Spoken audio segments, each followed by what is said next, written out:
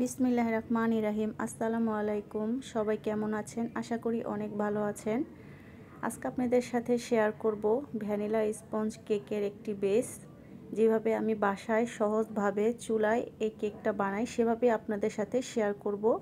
এর জন্য চলে গেলাম। শুকনো উপকরণগুলো আমরা প্রথমে চেলে নেব। অবশ্যই কেক বানানোর আগে শুকনো উপকরণগুলো একবার চেলে নেব এবং দেওয়ার সময় আবার চেলে নেব।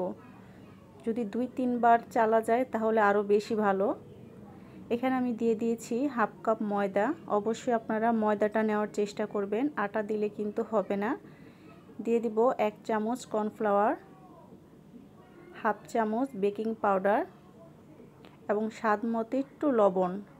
লবণটা দিলে ব্যালেন্সটা ঠিক থাকে, এর জন্য আপনারা না দিতে চাইলে এটা স্কিপ করবেন।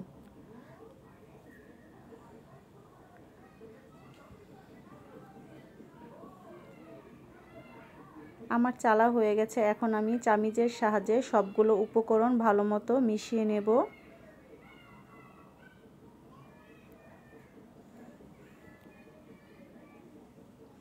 এখন বাটিটা এক সাইডে রেখে দেব। অবশ্যই ঢেকে রাখবেন যাতে কোনো বাতাস না ঢুকতে পারে। এখানে নিয়েছি বড় সাইজের 2টা ডিম। 1 পাউন্ড কেকের জন্য অবশ্যই বড় সাইজের 2টা ডিম নিতে হবে। এখানে আমি ডিমের সাদা অংশ নিয়েছি। সাদা অংশটা এখন ইলেকট্রিক বিটার দিয়ে বিট করে নেব।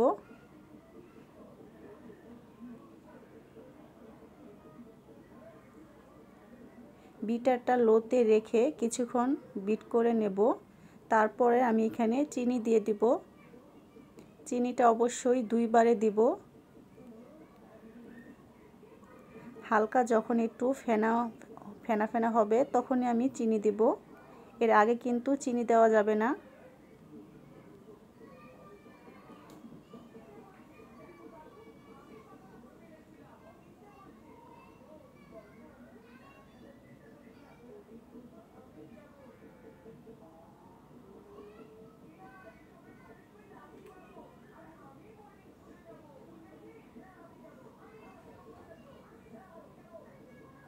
আমি কিন্তু এখন সবগুলো চিনি দিয়ে দিলাম। 2 বারই আমি চিনিটা দিয়েছি। দিয়ে এখন ভালো মতো বিট করে নেব। এখন বিটারটা বাড়িয়ে নেব। বাড়িয়ে 10 মিনিটের মতো চিনিটা যতক্ষণ পর্যন্ত গলে না যায় ততক্ষণই আমাদের বিটার দিয়ে বিট করে নিতে হবে।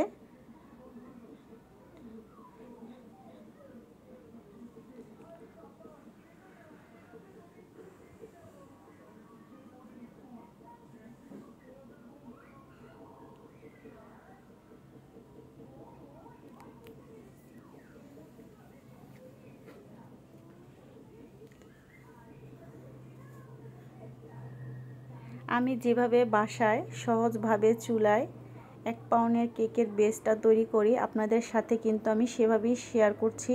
আমি কিন্তু কোনো কেকের ক্লাস করিনি এবং প্রফেশনালভাবে আমি কিন্তু কোনো কেকেরই করি না।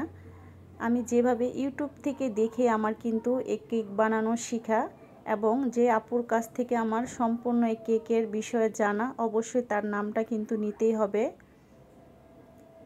কুকিং ওয়ার্ড সানিকাস মম, এই আপুর কাছ থেকে এই আপুর ভিডিওগুলো দেখে কিন্তু আমি এই পর্যন্ত সফল হতে পেরেছি। আপনারা অবশ্যই আপুর ভিডিওগুলো কিন্তু ফলো করবেন। আমি যখন পেরেছি অবশ্যই আপনারাও পারবেন।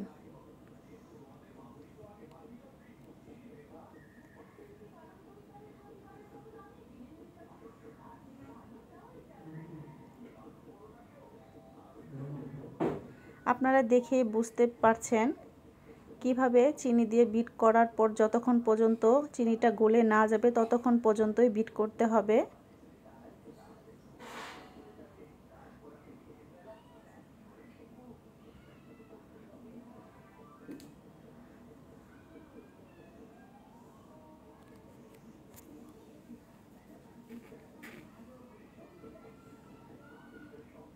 এই যে আমার চিনিটা কিন্তু গলে গেছে, আমার ফোমটাও কিন্তু খুব সুন্দর হয়েছে। আপনারা কিন্তু দেখে বুঝতে পারছেন। এখন আমি দিয়ে দিব ডিমের কুসুম।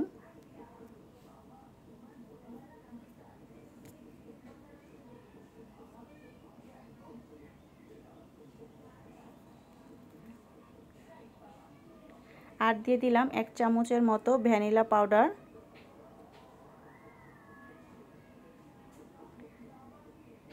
ডিমের কুসুম দেওয়ার সময় এবং তখন ভ্যানিলা পাউডার বা ভ্যানিলা এসেন্স। এখন শুধু 2 মিনিটের মতো ভালো মতো ঘুরিয়ে ঘুরিয়ে শুধু মিশিয়ে নেব। এখন কিন্তু বেশি বিট করা যাবে না, এতে কিন্তু আমাদের ফোমটা নষ্ট হয়ে যেতে পারে।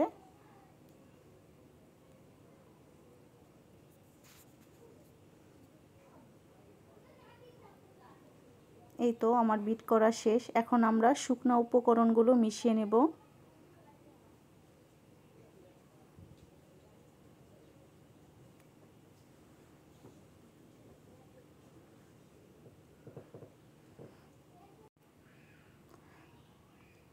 চামচের সাহায্যে এখন ভালো মতো একটু মিশিয়ে নেব।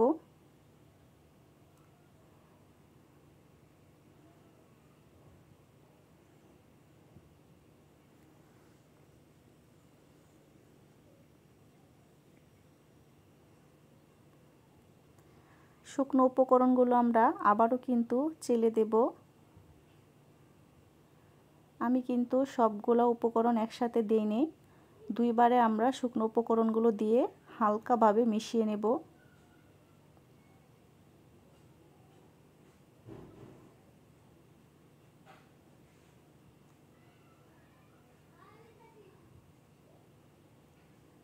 এই মিশিয়ে নিতে একটু বেশি সময় লাগে, আস্তে আস্তে ধৈর্য ধরেই এই কাজটা করতে হবে। তাড়াহুড়া করলে আমাদের ডিমের ফোমটা নষ্ট হয়ে যাবে।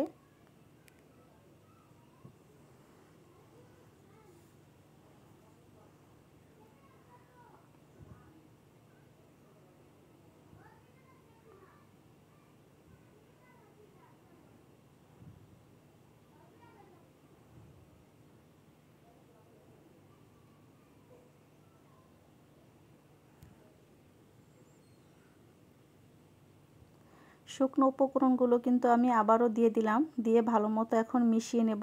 এবং শুকনো উপকরণগুলো মিশাতে মিশাতে আপনাদের সাথে একটা কথা শেয়ার করে নিই। যারা আমার চ্যানেলে নতুন আসছেন অবশ্যই আমার চ্যানেলটা সাবস্ক্রাইবার করে দিবেন, লাইক কমেন্ট করবেন।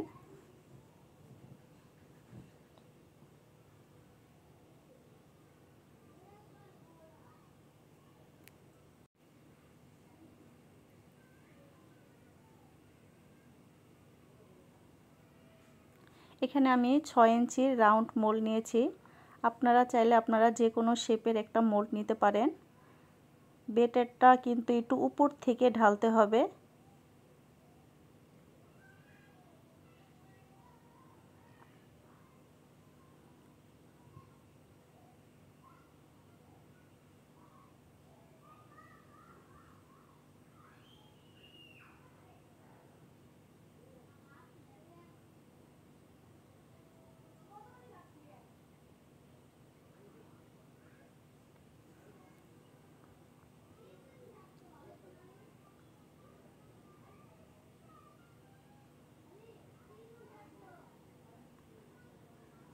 সবগুলো ব্যাটার আমার দেওয়া হয়ে গেছে। এখন আমি 2-3 বারের মতো একটু ট্যাপ করে নেব, যাতে ভিতরে কোনো বাতাস না জমে থাকে।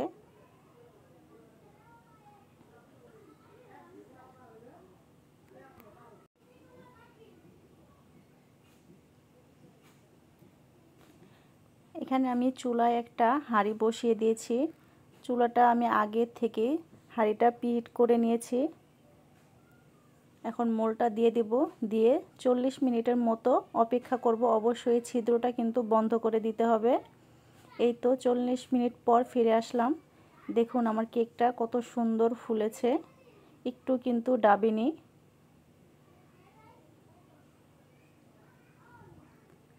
মোল্ড থেকে আমি আনমোল্ড করলাম।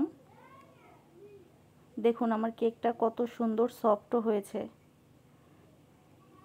যারা কেক বানাতে পারেন না তারা অবশ্যই এই রেসিপিটা ফলো করে বাসায় সুন্দরভাবে কেক বানিয়ে ক্রিম তৈরি করে বাচ্চাদের জন্মদিন বা যে কোনো অনুষ্ঠানে খেতে পারেন। এই যে আমার কেকটা আমি এই ডিজাইন করেছি, আমার এটা অর্ডারের কেক ছিল। ভালো থাকবেন সবাই, সুস্থ থাকবেন। আসসালামু আলাইকুম।